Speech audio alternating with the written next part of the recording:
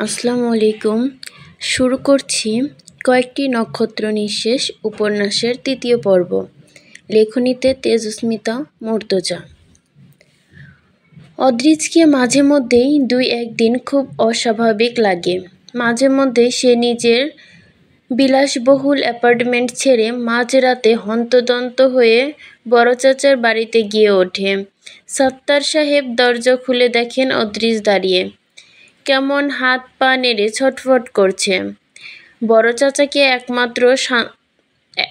দেখা মাত্র শান্ত হয়, নাফির কথা জিজ্ঞেস করে, আর ডাইভারজন হাতে নিয়ে কাঁপতে কাঁপতে সাত্তার সাহেবের সামনে এসে সালাম দিয়ে একগাদা খাবার হাতে ধরিয়ে দিয়ে আবার সালাম দিয়ে চকচকে কালো গাড়ি নিয়ে সুরসুর করে বেরিয়ে যায়। গাড়িটি হলো মার্সিডিজ, ব্র্যান্ড এস ক্লাসের ৩ কোটি টাকার গাড়ি। গাড়ি কিনতে অদ্রিজ গিয়েছিল জার্মানিতে।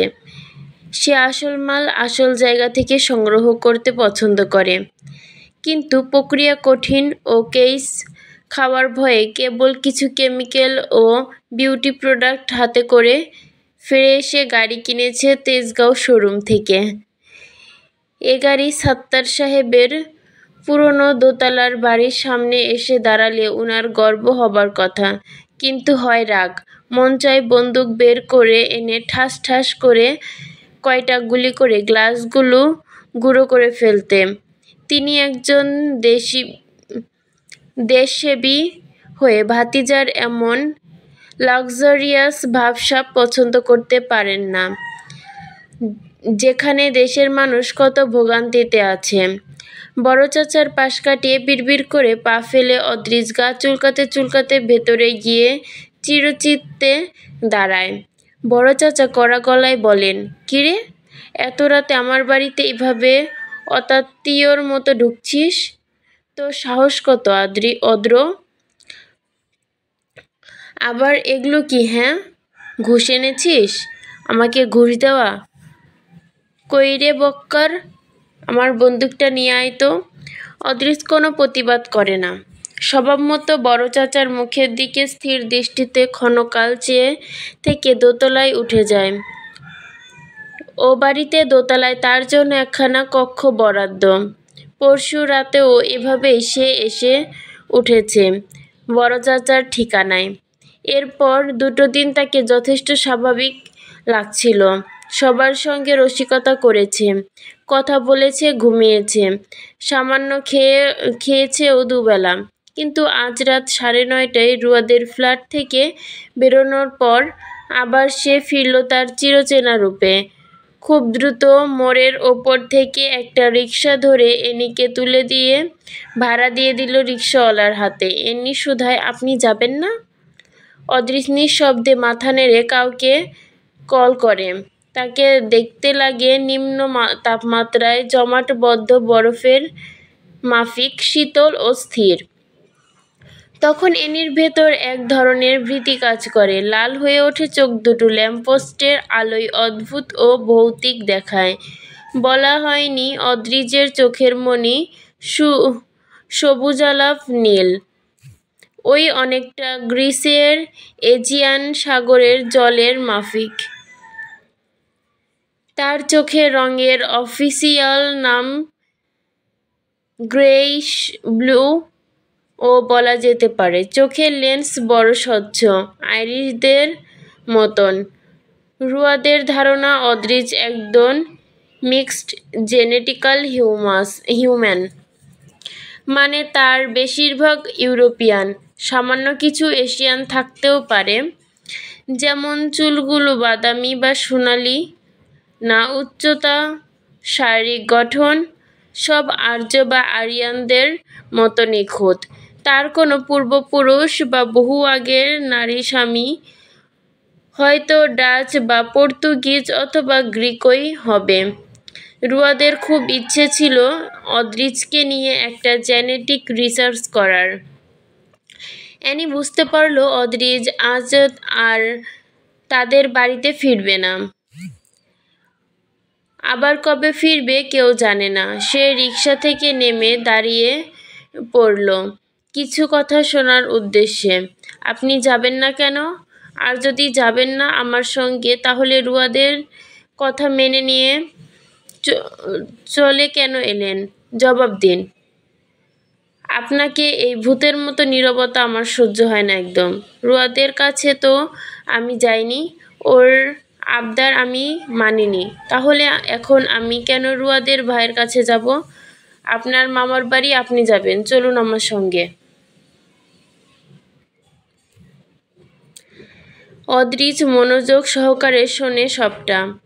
তার একটা দোষ আছে, সে কারো কথা শোনার সময় অথবা নিজে বলার সময় একটানা সামনের মানুষের চোখে চোখ স্থির রাখে। প্রতিপক্ষ সেই চোখ চেয়ে আপনি এক স্নায়ু দুর্বলতায় হার মেনে যায়।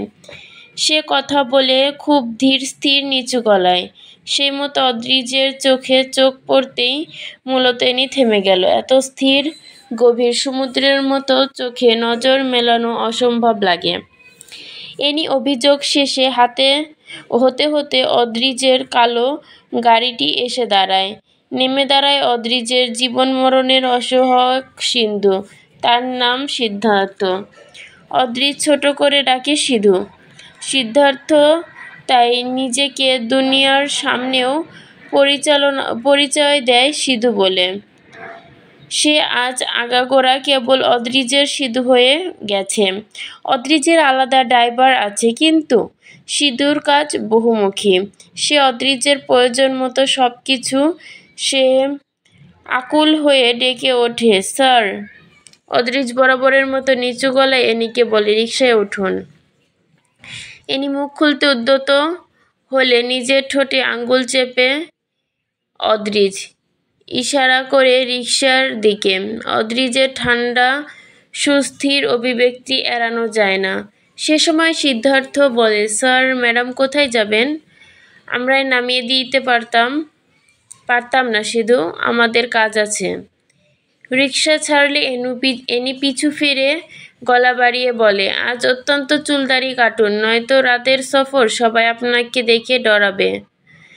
ওদের বনমানুষ দেখার অভিজ্ঞতা নেই। সিদ্ধার্থ হাসতে গিয়েও হাসে না। তার স্যারকে এসব বললে তার ভালো লাগে না। তার স্যার যেমনই হোক, সব ঠিকঠাক। সে স্যারকে জিজ্ঞেস করে, আপনি ড্রাইভ করবেন স্যার? অদ্রিজ পেছনের সিটের ডোর খুলে বসতে বসতে বলে, তুমি করবে। সিদ্ধার্থ বোঝে স্যারের শরীর ও মন বেজায় খারাপ। সে দ্রুত স্যারকে অ্যাপার্টমেন্টে নিতে পারলেই ভালো, কিন্তু স্যার কিছুই বলেননি। তাই অনেকটা পথ চলার পর সিধু জিজ্ঞেস করে না, স্যার, আমরা কি অ্যাপার্টমেন্টে যাব না কোথায়? স্যার নিজেই বলবে, তাকে ততক্ষণ নাক বরাবর চলতে হবে। অদ্রিজ কিছুক্ষণ পর আস্তে করে বলে, গাঙ্গিনাপার গাড়ি নাও। সিদ্ধার্থ চমকে উঠে পিছনে ফিরল। স্যার? অদ্রিজ কেবল ওপর নিচ মাথা নাড়ে মৃদু।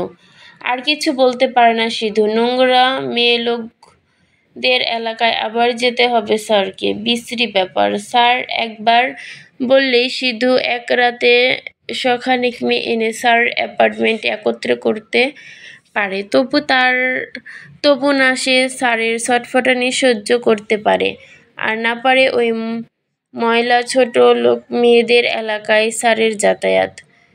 অদ্রিজ সিটের সাথে গা মেলে দিল। সিধু দ্রুত একটা সিগারেট জ্বালিয়ে তার হাতে ধরিয়ে দেয়। তা খুব ধীর স্থিরভাবে টানতে টানতে অদ্রিজ মিশে যায় সিটের মাঝে। মৃদু মন্দ এসির হাওয়া, কড়া এয়ার ফ্রেশার ফ্রিগনেন্স এর সাথে সিদ্ধান্ত ছাড়ে ক্লাসিক ইংরেজি গান, দ্য সাউন্ড অফ সাইলেন্স।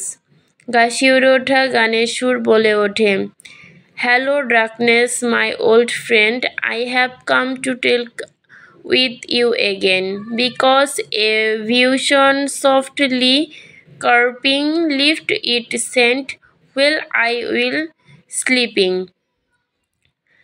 তন্নি বেগম অবাক হলেও সাত্তার প্রধানের ছেলের বউকে দেখে।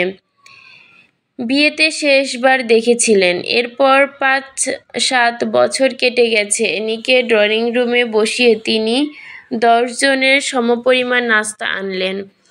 এনি অবাক হয়ে বলল, এত নাস্তা কেন আন্টি? আমি এত খাবো? কথা না বলে খাও তো, প্রথমবার এলে আমাদের বাড়ি। চারদিকে তাকালো এনি। আপনার মেয়েটিকে দেখছি না? সে তার ছোট দাদির বাড়িতে। সেখানে তার ২ প্রাণপ্রিয় ফুপু আছে, আড্ডা দিচ্ছে। ডেকে আনি, দাঁড়াও। না না থাক, ডাকতে হবে না। দেখা তো হবে। ওর নাম যেন কি? কিছুটা চানাচুর তুলে নিল এনি। নয়নতারা। এনি খুব পছন্দ হলো নাম। জিজ্ঞেস করলো, কে রেখেছিল নামটা? তন্নি বেগমের মুখটা একটু ছোট হয়ে এলো। আস্তে করে বললেন, আমার দেবর। যাই হোক, তন্নি বেগমের এনিকে খুব পছন্দ হলো। চেহারাটা বড় মিষ্টি, কি সুন্দর করে শাড়ি পরেছে। শাড়ির রং খয়েরি, সুতি কাতান, ২ হাতে ২টো স্বর্ণের রুলিবালা, চুলগুলো বেনি করা, বড়ই সুন্দর লাগছে দেখতে। কিন্তু গলার দিকে নজর গেল উনার। মাথায় আরেক চিন্তা এলো। ঠিক কণ্ঠনালীর ওপর ছোট একখানা তিল এনির। তন্নি বেগম ছোটবেলায় তার দাদার কাছে শুনেছে, যার গলার মাঝে তিল থাকে সে ফাঁসিতে মরে। এনি হাস্যোজ্জ্বল সুন্দর মুখখানার দিকে তাকিয়ে অত্যন্ত কেঁপে উঠল উনার। অন্তর কেঁপে উঠল উনার। আচমকা এমন খেয়াল আসার মানে নেই। এমন কুসংস্কার, মিছে কথা। তিনি বললেন, তোমার ছেলে হয়েছে শুনেছিলাম। কত বড় হয়েছে? ৫ বছর চলছে। এবার স্কুলে ভর্তি করেছি। ওমা, তাহলে আনলে না কেন ওকে? আরেকদিন আনবো, আজ একটু কাজে বেরিয়েছিলাম। আপনারা যাবেন? যান না যে? ওয়াসিম সাহেব নামলেন। গৌরবর্ণ চেহারা, মুখের গড়নটা ঠিক রুয়াদের মতো। বয়স হলে রুয়াদ বড় ভাইয়ের মতোই হবে দেখতে। ভীষণ আভিজাত চেহারার, লম্বা, স্বাস্থ্যবান, গভীর একজন মানুষ। বয়স ৪৫-এর এপার ওপার। সাদা ফতুয়া আর পাজামা পরে সিঁড়ি ভেঙে নেমে এলেন। এনি উঠে দাঁড়িয়ে সালাম দিল। অসীম সাহেব মৃদু হেসে বললেন, সোফায় ভালো আছো মা? বসলেন সোফায়। ভালো আছো মা? আলহামদুলিল্লাহ আঙ্কেল। হক সাহেবের ফুফাতো বোন অদ্রিজের মা, তার ভাসুরের ছেলের বউ এনি। এছাড়াও অদ্রিজের চাচা সাত্তার সাহেব উনার প্রাক্তন সিনিয়র। সাত্তার সাহেব ছিলেন সিনিয়র কর্নেল, তখন ওয়াসিম হক মেজর জোয়ান। এনি যখন বিয়ে হয়ে আসে ৬-৭ বছর আগের কথা, তখন ছুটিতে এলে সাত্তার সাহেবের সঙ্গে দেখা করতেন, মাঝে মধ্যে যেতেন ওয়াসিম হক। দেশ, রাজনীতি ইত্যাদি নিয়ে আলোচনা চলত। তখন সাত্তার প্রধান সাহেব রিটার্ন করেছেন। অবশ্য তার কিছু পরেই হক সাহেবও চাকরি ছাড়লেন। এনি এই ভারী মানুষটির সঙ্গে কিভাবে প্রসঙ্গের কথা শুরু করবে বুঝতে পারছিল না। রুয়াদ বেশ ভালোভাবে ফাঁসিয়ে দিয়েছে। কিছুক্ষণ উসখুস করে বলল, আঙ্কেল, একটা কথা রাখতে হবে আমার। গম্ভীর মুখেও হাসলেন খানিকটা ওয়াসিম সাহেব। কথা না শুনে প্রতিশ্রুতি দিলে বোকামি হবে না তো? এনি ভেতরে চুপসে গেল, তবুও হেসে বলল, খুব বেশি কিছু চাইব না, আপনি একটু সাহস করেই দেখুন না। এবার হাসি প্রসারিত হলো তার। এনিকে পছন্দ হলো বেশ। করলাম সাহস। কি কথা রাখতে হবে? আপনি হয়তো জানেন, এলাকাভিত্তিক একটা আনন্দ ভ্রমণের আয়োজন করা হয়েছে। আমার দেবরেরা করেছে। সব ধরনের ইচ্ছুক মানুষ যাচ্ছে। কলেজের ছাত্রছাত্রীরাও আছে, কিন্তু সেখানেও নয়নতারাকে সামিল করা হয়নি। আপনার অনুমতি ছিল না, তাই। আপনি অনুমতি দিলে নয়নতারাকে সঙ্গে নিয়ে যেতাম, একটু ঘুরে আসতো, মন ভালো হতো। ওয়াসিম সাহেবের মনোভাব বোঝা গেল না। সোফায় হাতলে হাত মেলে নীরব বসে আছেন। এনির বড় অস্বস্তি হচ্ছিল। ওয়াসিম সাহেব কিছু সরাসরি না বললেন না, বরং ভীষণ অভিজাত হাসি হেসে বললেন, একা অত দূর ছাড়ি কি করে? ও তো রাস্তাটাও পার হতে জানে না একা। তারপর কোচিং, হোম টিউটর এসব রয়েছে। এ নিয়ে পর্যায়ে একটু সাহস করলো। একা বলছেন কেন আঙ্কেল? আমরা তো যাব সাথে, বিশেষ করে আমি যাব। ও গেলে ওর গোটা দায় আমার থাকবে। এনির এক মুহূর্ত মনে হলো সে এই ভড়ক্কি গোছের মানুষের কাছে বেশ ভার নিয়ে নিচ্ছে। তবুও বলল, এছাড়াও সব তো পাড়ার মানুষই, একটু ভরসা রাখুন, আমি তো আছি। খানিকক্ষণ চুপ বসে রইলেন তিনি। অ্যানি বুঝল না উনার অভিব্যক্তি। কবে যাচ্ছ তোমরা? আগামীকাল রাতে আঙ্কেল। পাড়ার সকলেই যাবে, নয়নতারা না গেলে একা খারাপ লাগবে নিশ্চয়ই। অ্যানি তখনও দেখেনি মেয়েটাকে, তবু একটা টান অনুভব করছিল। হক সাহেবের প্রাক্তন সিনিয়র সত্তার সাহেব, তার ওপর ফুফাতো বোনের ভাসুর, তার ছেলের বউয়ের মুখের ওপর না বলা গেল না। হক সাহেব শুধু বললেন, দেখি নয়নতারাকে বলে। ও তো কিছু বলেনি আমাকে যাবার ব্যাপারে। রাতে খাওয়া শেষে রুবিনা বেগম দুধ নিয়ে হাজির হলেন। নয়নতারার মাথা চক্কর দিয়ে উঠল। দাদুকে ইশারায় অনুভব করল। প্লিজ দাদু, বাবার সামনে খেতে বলো না। না বলতে পারবো না। এই সুযোগটাই নিলেন রুবিনা বেগম। জোর করে দুধ গেলালেন নয়নতারাকে। নয়নতারা বমি পেয়ে গেল। দুধ খেতে তার পেটের সমস্যা হয়। দাদুর দিকে কটমট করে তাকালো সে। কথাটা তুললেন অসীম সাহেব। ভরা গলায় ডাকলেন, নয়ন। বাবা, তুই যাচ্ছিস? তুই জানিস এলাকা থেকে সবাই আনন্দ ভ্রমণে যাচ্ছে? নয়নতারা ভয় পেল। হঠাৎই বাবা একথা কেন জিজ্ঞেস করছে? বাবার সামনে মিথ্যে বলার উপায় নেই। সে আস্তে করে বলল, হ্যাঁ জানি। যেতে চাস? কথা জড়িয়ে এলো নয়নতারার। দ্রুত বলে উঠল, না বাবা, না তো, আমি তো প্রাইভেট। পুরো পরিবেশটা অবাক করে ওয়াসিম সাহেব একটু হেসে ফেললেন। এত ভয় পেয়ে কি বোঝাতে চাস? আমি তোকে খুব চাপে মানুষ করছি নয়ন। মনের কথা জানতে চাইছি। মন চাই যেতে? নয়নতারা বিভ্রান্তের চোখে তাকিয়ে রইল বাবার দিকে। আজ কর্নেল সাহেবের ছেলের বউ এসেছিল। তার হঠাৎই তোকে নিয়ে যাবার কথা মনে হলো কেন? তোর সঙ্গে পরিচয় আছে? না তো, দেখাই হয়নি বোধহয় কখনো। কে? অসীম সাহেব কিছুক্ষণ চুপ থেকে বললেন, যেতে চাস? নয়নতারা মাথা দুলালো দুপাশে।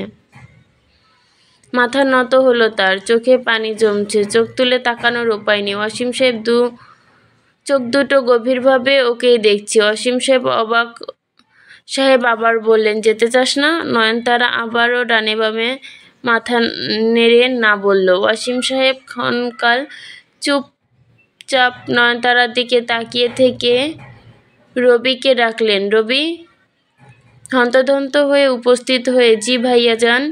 অসীম সাহেবের চেয়ার ঠেলে উঠতে বললেন, কাল সকালে গিয়ে সাত্তার ভাইয়ের বাসায় চাঁদা দিয়ে আসবি। চাঁদা কত নয়নের মা? তন্নি বেগম খুব বিষময় কথায় বলতে পারছিলেন না। অসীম সাহেব সিঁড়ি বেয়ে ওঠার পথে নয়নতারাকে বললেন, কাল রাতে তৈরি থাকিস, বাসে তুলে দিয়ে আসবো। বাবা উঠে গেল সিঁড়ি বেয়ে। নয়নতারা তখনও বিশ্বাস হচ্ছিল না। তার মনে হচ্ছিল সে নিশ্চয়ই যাবার তীব্র আকাঙ্ক্ষা নিয়ে ঘুমিয়ে গেছে এবং ঘুমের মাঝে এমন স্বপ্ন দেখছে। তন্নি বেগম কটমট রাগান্বিত স্বরে, বাপ মায়ের নাটক ভালোই জানিস তোরা। তোদের ওই বংশ নাটকীয়। বাপ মেয়ে নাটক ভালোই জানিস তোরা, তোদের বংশই নাটকীয়। রুবিনা বেগম কড়া স্বরে ধমক মারলেন, তুমি চুপ করো তিন্নি। নয়ন, কি এখন আবার আবদার করো না? তুমি যাবে? বুড়ি টুড়ি নট এলাও। নয়নতারা চোখ তুলে তাকিয়ে ভেজা চোখেই হেসে ফেলল। না দেখে রুবিনা বেগম নাক কুঁচকে আবার হেসে ফেললেন। তিনি সকালে ছেলেকে বললেন, কর্নেল, ছেলের বউ তো যাবেই, তার ওপর আমাদের ননদের মেয়ে, ভাসুর কুটুমের কথা ফেলতে নেই।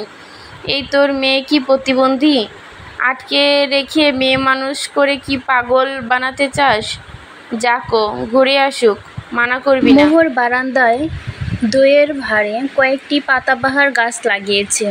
সকালে ঘুম থেকে উঠে তার পাশে বসে রুয়াদ গভীর চোখে গাছগুলো দেখছিল। সকাল 8টায় নরম রোদ রুয়াদের চোখ খোলা বুকের পশমে পড়ে জ্বলজ্বল করছে। এসব সময় রুয়াদকে মোহরের কাছে অর্থপ্রতীপ মহাপুরুষ লাগে। ফর্সা চেহারায় জোর ভুরু, নিচে গভীর দুটো চোখ, কিসের এক নিরাসক্তি। আর কেমনতর এলোমেলো চুক্তি ও চিন্তাধারা যেন লোকটার। চেহারার দিকে তাকালেই মনে হয় এত সুদর্শন পুরুষ সে আগে কখনোই দেখেনি। এমন একটি পুরুষের পৌরুষ দর্শন করার পর তার চোখ আর কাউকে সুদর্শন লাগাও অসম্ভব। হেলান দিয়ে বসে আছে, বাঁ হাতের কনিষ্ঠ আঙ্গুলে একখানা রূপোর আংটি, পরনে কালো চেকের সাদা লুঙ্গি, কাঁধে তোয়ালে।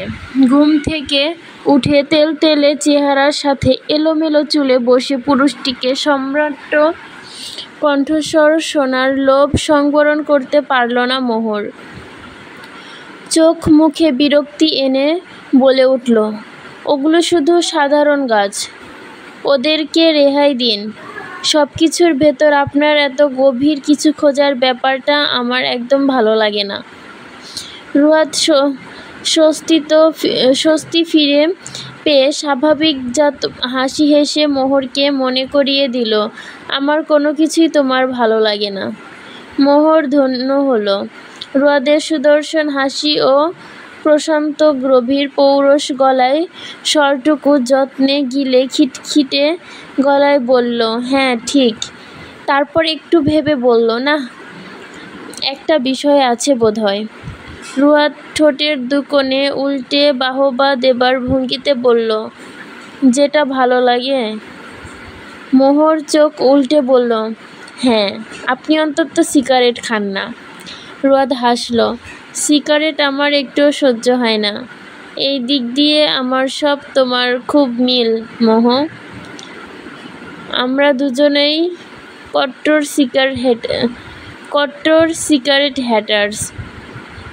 মোহর স্বতোক্তি করল, যেমন গতকাল একজন। ছি, যাই হোক, আমার সিগারেট খাওয়া লোককে মানুষ মনে হয় না। তবে সিগারেট এই জগতে একমাত্র মানুষই খায়, আর কোনো প্রাণী সিগারেট খাওয়ার অভ্যাস নেই। মোহরের কিছু মনে পড়ছে এমনভাবে ছিটকে উঠল সে। আমি আপনার সাথে কথাই কেন বলছি? রুয়াদ হাসল, মানুষ সামাজিক জীব, একসঙ্গে থাকলে একটু টুকটাক কথা হয়। ও মনে নিও না। মোহর ঝাড়া মেরে উঠে দাঁড়িয়েও একবার পিছি ফিরে তাকিয়ে মলিন হাসল। মনে মনে বলল, মন নিয়ে ফেলবো এই ভয়ে একটু বেশি সময় আপনাকে দিতে নারাজ। আপনি আমার পথেই থাকুন। ভেতর ঘরে আপনাকে তোলার সাংঘাতিক ভুল আমি করব না, সত্যিই করব না। রুয়াদ ডেকে বলল, তোমার প্রস্তুতি সেরে নাও, রাত 11টায় টাইম দিয়েছে অদ্র। মেয়ে মানুষ হলো কচ্ছপের বিবর্তী প্রজাতি। মোহর কথা ভাঁজ করতে করতে জানিয়ে দিল, জনাব খরগোশের বিবর্তিত প্রজাতি। আমরা কোথাও যাচ্ছি না। রুয়াদ হেসে ফেলল, আমার সঙ্গে বেড়াতে যেতে আপত্তি আছে? হ্যাঁ, আপত্তি আছে। যদি খুব শখ থাকে তাহলে বড়জোর আপনি আমাকে ব্রহ্মপুত্রের তীর অফার করতে পারেন। হয়তো কিছু সময় দিলাম আপনাকে। সেখানে সূর্যাস্ত দেখব, জলে হাঁটব, পা ভিজাব, মাঝি কাকার বিনে পয়সা নিয়ে নৌকায়ও চড়ব, আর আপনি ঝালমুড়ি খাওয়ালেই চলবে। ব্রহ্মপুত্র ছেড়ে সিলেট কোন দুঃখে? রুয়াদ এবার হো করে হাসল। আচমকা একটা আপত্তিকর কথা বলল মোহর। এত হাসছেন কেন কমরেড সাহেব? কিন্তু রুয়াদ তা এড়িয়ে স্বাভাবিক গলায় বলল, এই যে আমার কষ্ট হবে বলে এত আত্মত্যাগ করছো, যা এনে দিচ্ছি খাচ্ছ, মলিন কাপড় পরছো, বিলাসিতা নেই কোনো, আবার তাতেও কোনো অভিযোগ নেই। তোমার সরলতায় হাসি আসছে। বিদ্রোহ করো, বিদ্রোহ, আমি আছি পেছনে। মোহর পেছন থেকে একবার রুয়াদকে দেখে নিয়ে নিজেও হাসলো। কানের পেছনের চুল গুছিয়ে নিয়ে বলল, আমি জন্মগত আশ্রিতা। রুয়াদ ইফতেজাহার সাহেব জীবনে কখনো ভালো খাইনি, ভালো পড়িনি, বিলাসিতার প্রশ্ন ওঠে না। ওইটা আমার অভ্যাস। বরং এখন বেশি পেলেই বদহজম হয়ে যেত। কিন্তু আপনি কি জানেন, আমি আপনার কাছে প্রথমবার এবং এমন একটি কিছু পেয়েছি যা আগে কখনো পাইনি। তাই নাকি? সেটা কি? মোহর চট করে বলল, তা ছাড়ুন, শুধু বলি, আপনি জানেন অনেক দিনের অনাহারীকে হুট করে অনেক খাবার দিলে তার পেটে সহ্য হয় না। জানলাম। বেশ, এবার গিয়ে হাত মুখ ধুয়ে আসুন, আমার খিদে পেয়েছে, খাবো। রুয়াদ বাঁকা হেসে মাথা দোলায়। এত সন্তুষ্টি ভালো না। ঠকে যাবে, ঠকে যাবে। তুমি জানো আমি কে? বড় ঘরের ছেলে, ধোঁকা খাবে। মোহর বলল, তাহলে সেবার না হয় আমি কমিউনিজমের ঝন্ডা হাতে বেরোবো গরিব বড়লোক শ্রেণীর বৈষম্য আন্দোলনে। আপনি তখন বড়লোক জমিদার পুত্র, আমি হব গরিব ভূমিদাসী। রুয়াদ এবার ভুরু কুঁচকে আচমকা একচোট পিছে ফিরে দেখে নিল মোহরকে। কড়া ও গম্ভীর হয়ে তার স্বর ধমকে উঠল, তোমাকে এসব কে শিখিয়েছে? আমি কমিউনিস্ট? এইটা বা কে বলেছে? তোমার ছোট মানুষ, বেশি কথা শিখেছ। কমিউনিজম কমরেড বোঝো? মোহর হ্যাঁ না কিছু না বলে শুধু হাসল। রুয়াদ একই সুরে বলল, আমার রেজার আর তোমার বড় আয়নাটা এনে দাও, দাড়ি বেড়েছে। মোহর বলে উঠল, দাড়ি ছাড়া বেটা ছেলেদেরকে আমার কাছে পশম ছিলা সাদা হনুমানের মতো লাগে।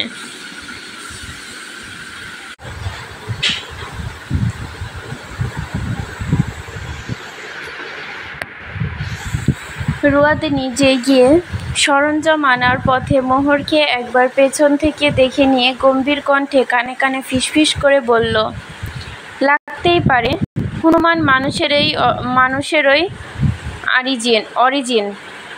আমার এসব আবোল তাবোল বই পড়ে বাজে বকা না শিখে ডারউইনের অরিজিন অফ স্পিসিস পড়ো, কাজে দেবে। এই পথে কখন টোকা মেরে মোহরের চুলের খোপাটা খুলে দিয়ে গেল। মোহর দৌড়েও ধরতে পারল না। এক দৌড়ে বাথরুমে ঢুকে দরজা লাগিয়ে দিল রুয়াদ। বাইরে দরজা দুটো দুমদুম করে লাথি মারল মোহর। আপনি যা পারেন আমিও তাই পড়ব। আমি জানতে চাই কী সব আজব কিসিমের বই পড়ে এসব মাথা খারাপ করেছেন।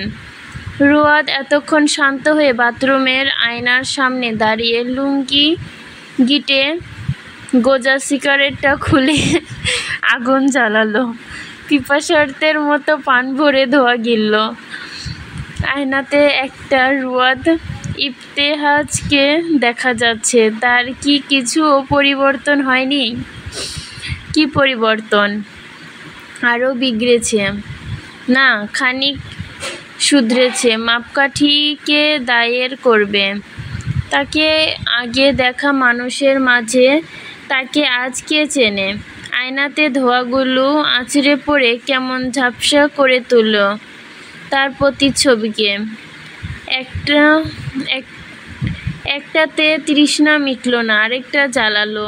সেটা টানতে টানতে ব্রাশে টুথপেস্ট মাখল। বাথরুমে থাকা এয়ার ফ্রেশনার মেরে সিগারেটের গন্ধ সরালো। সিগারেটের অবশিষ্ট অংশটুকু ফ্লাক করে ঘষে ঘষে দাঁত ব্রাশ করে শাওয়ার নিয়ে দাঁড়ালো। চলবে। এরপরে লেখে একটা নোট দিছে, সেটাও পড়ে দিচ্ছি। এর পরের অংশ লেখা আছে, এডিটিংয়ের কাজ শেষ হলে দিয়ে দেব, ভুল ত্রুটি ক্ষমা করবেন। আচ্ছা, এটা আপনাদের ভালো লাগছে তো? আমি আসলে আমার ওপরে কোনো এক্সপেকটেশন রাখি না আপাতত। জানি না কেমন লিখছি, কেমন হবে। আমার ধারণা আমি লিখতে ভুলে গেছি। বেশ ভয়ে আছি কতটা কেমন লিখতে পারবো এ নিয়ে। রাইটিং ব্লক না এসে যায়। অবশ্য মূল গল্পে ঢুকতে এখনো কিছু দূর বাকি। সবে ভূমিকা চলছে ও চরিত্র পরিচয়।